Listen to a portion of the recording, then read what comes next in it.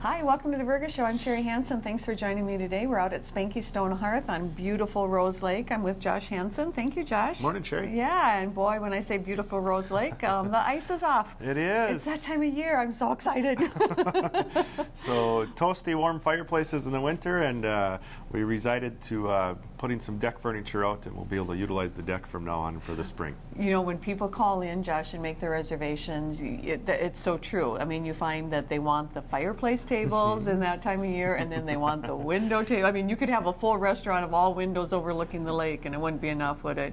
Everybody calls in for a window seat, so I think what we're going to start doing is putting a window on a dolly, and then we'll bring that dolly to your table. I love it. Did you have a contest this year on the ice out? We did. For the past few years, we've been gauging the ice out on Rose Lake. A little unique to Rose Lake is that it's the deepest lake in the county. It's 138 feet deep, so it usually goes off a little later than the typical lakes in the area. This year's winner was a gentleman from Otter Tail, and he guessed April 15th at noon, and the actual ice out date was April 15th, about 11 o'clock, so he is the winner. Wow, he was pretty close. You know, your locals have a little bit of an advantage knowing that it's the deepest lake because, like, say, Detroit Lake, that goes off very early. Usually about a week or so before. Yeah, and and then the average date is about the 22nd or the 23rd of April, so we're about a week ahead this year. Yeah, and last year was so late that I think everybody was kind of gauging it like, oh, the ice went out so early, but it wasn't that early. About average, but yeah, it's nice to see not any snow on the ground. Yeah, it is. Josh, you got a lot going on at the restaurant. Mother's Day is coming up. What do you have happening? Yes, the restaurant industry, excuse me, Mother's Day is the biggest day of the year for any restaurant for the most part. Just the industry as a whole. Everybody wants to take mom out and spoil her a little bit. Well, and they should. Sherry might be working at the restaurant that day. That's my taking out, right? Well, we've been doing at Spanky Stone Hearth the past few years is we've been able to do a plated meal, which is a little off scale compared to the buffets that most people have. But the nice thing about a plated meal, we actually get to serve you instead of having to go through a buffet line. We've found out it works real well for the servers, for the staff, and especially for the guests and the mothers themselves. It just works out really great to be able to come to the table, ask you what you would like, and then be able to plate that meal and then serve it to you as well. You've hit it on that, Josh, because there is something about, I mean, how many moms are the ones that are preparing and usually serving the meal, and not having to walk through that buffet line is, and carry that plate back and just have somebody say, what would you like today is really nice. So that's good. So what do you have on the menu? Have you figured it out yet? We're doing our traditional prime rib. We're going to have fresh halibut flown in from Alaska. Probably some shrimp, some pan-fried walleye from Rose Lake, some of our smoked ribs that are renowned in the area as well.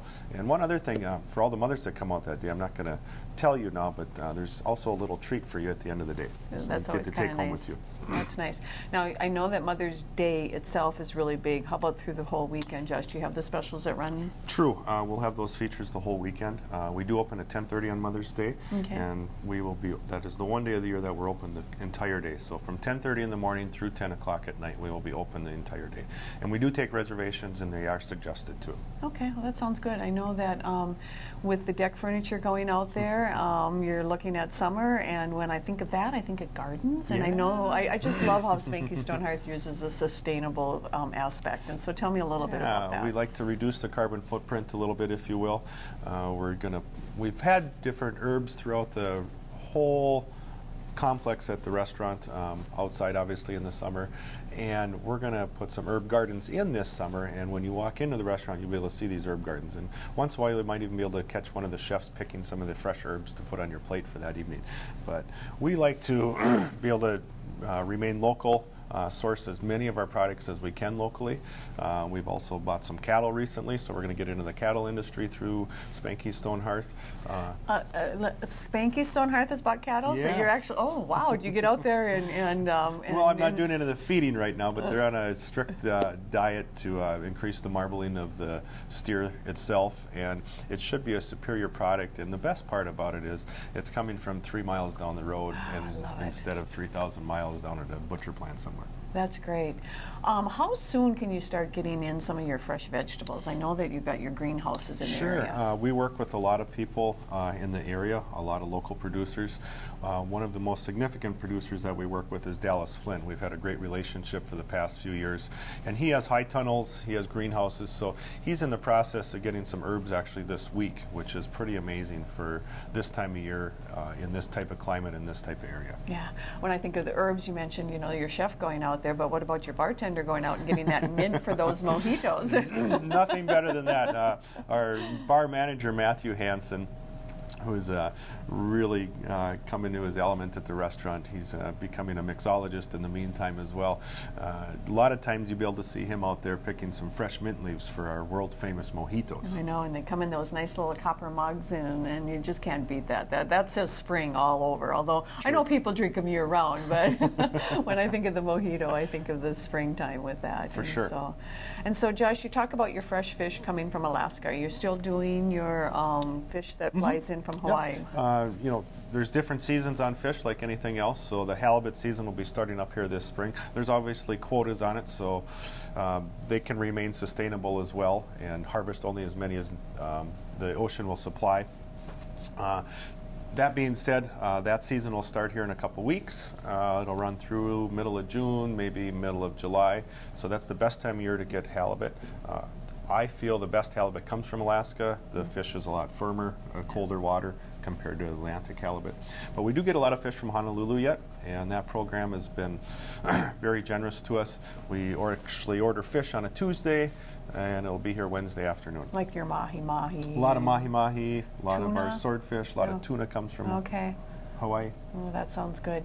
Okay, Josh, right now you're probably looking at summer hours too. Yes. Currently we're open Wednesday through Sunday at 5 p.m. In a couple weeks, somewhere between Mother's Day and Memorial Day, we will switch to 7 nights a week, and that'll probably last through September. Okay, and so that always says, you know, speaks of summer too. And so, do you do outside seating at all? Yes, definitely. Our deck is a big hit in the summer. There's anytime there's a little sunny day out, everybody wants to sit on the deck. We have great patio furniture. If you want the full sunlight, you can get that. If you'd like a little bit of shade, we have plenty of umbrellas out there. Yeah, there's nothing better than, I mean, because the lake it's just like you're right on the lake. Sure. And so there's just something really special about being able to do that. And a lot of times during the summer, we're so busy that you can't get a seat right away. So it's a great place to go out on the deck and maybe have a cocktail and overlook the lake, listen to the loons, watch the fishermen. Right. Quickly, Josh, I know that you know, you want people to come to the restaurant and just experience that, but you also can go to them. Oh, definitely, yes. Our catering's really taken off over the past few years too.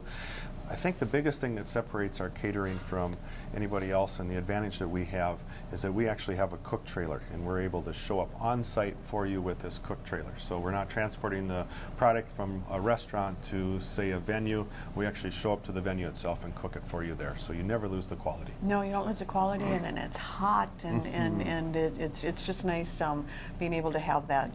It's a great advantage. Okay, and so you can show up to somebody's home and do you know, even if you just want a small intimate party, right? We've done meals for couples, for just 2 people, for maybe a romantic, intimate evening.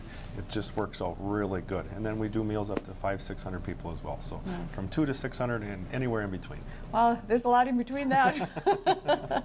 Well, Josh, you're just a great supporter of the community of Vergas, and we appreciate that through the community of Vergas. And it's just nice knowing that we have this fine quality of a restaurant in our area. So thanks for all that you do for the community, and thank you for being open so we can come out and get some of that good food. And I'm really curious about this cattle thing. So you have a good day, and you have a good day in Vergas.